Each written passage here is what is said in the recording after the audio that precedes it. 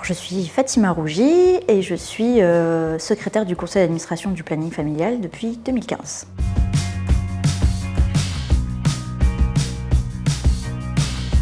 Le conseil d'administration est un conseil d'administration bénévole. On fait vraiment ça pour aider le travail quotidien parce qu'au quotidien, les salariés du planning font énormément, ils ont des journées très sportives et donc du coup le conseil d'administration va s'occuper des questions un peu plus larges qu'on n'a pas le temps forcément de faire au quotidien. Le personnel nous fait bien évidemment remonter leurs revendications, leurs idées, leurs critiques et surtout leurs constats.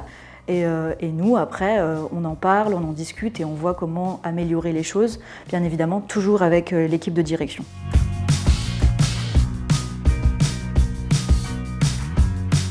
Je pense que l'une des plus grandes causes du planning familial, c'est l'accès libre à l'avortement. Et c'est l'une des plus grosses batailles du planning qui n'est pas encore totalement terminée, parce qu'il y a encore des améliorations à faire sur la loi actuelle.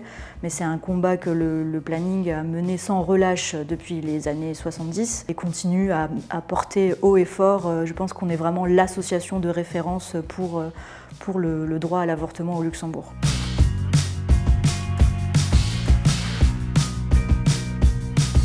L'éducation sexuelle et affective, on est vraiment aussi une association de référence pour former les jeunes à avoir à plein de concepts, donc le consentement, une sexualité épanouie, la contraception, les IST, tout en fait, on essaye vraiment de donner une info claire et transparente, adaptée aux différents âges des adultes en devenir et même des adultes tout court.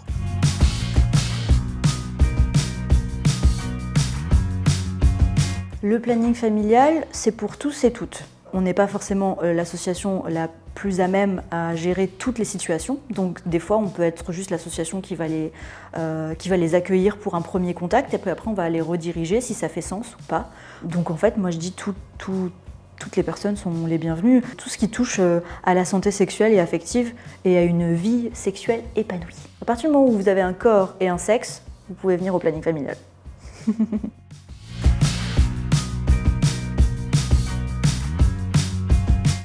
Le planning est basé sur les besoins des gens.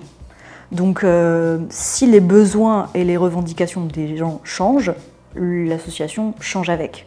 Le planning évolue avec son temps et du coup, forcément, les consultations changent parce que la société change. Je veux dire, dans les années 60, le planning familial, c'était un centre de planification familiale. Donc il y avait des familles qui venaient consulter, des couples qui venaient consulter. Maintenant, on a des thématiques très différentes. On va parler de pornographie, on va parler de contraception masculine, on va parler de menstruation, alors que je pense qu'à une époque, c'était inimaginable.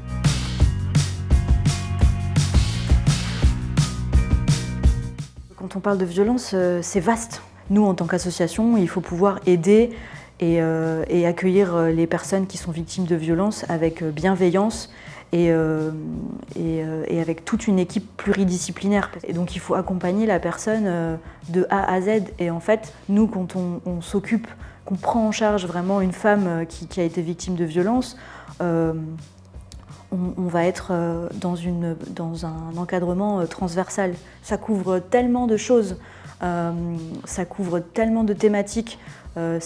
C'est financier, c'est moral, c'est psychologique. Donc vraiment, l'équipe, elle n'est pas que là pour donner des médicaments et pour aider à avorter.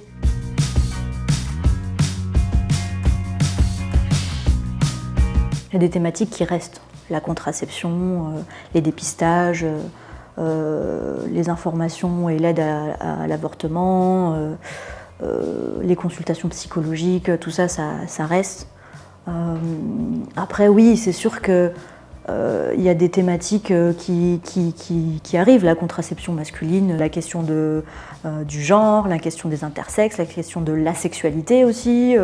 Tout ça, c'est des thématiques qui, je pense qu'elles ont toujours été là, ces thématiques, mais peut-être qu'on les voit plus et que les personnes se sentent plus en confiance pour les évoquer.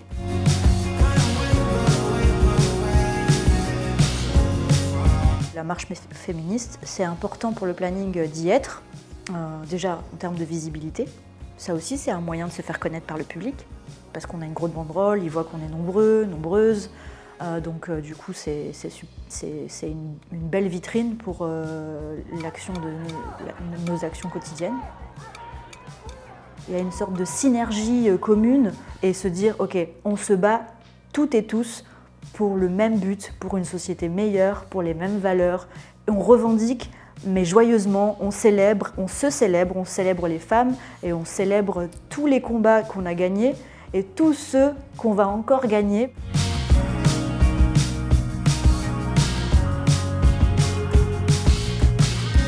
Féminisme, sexe, tolérance.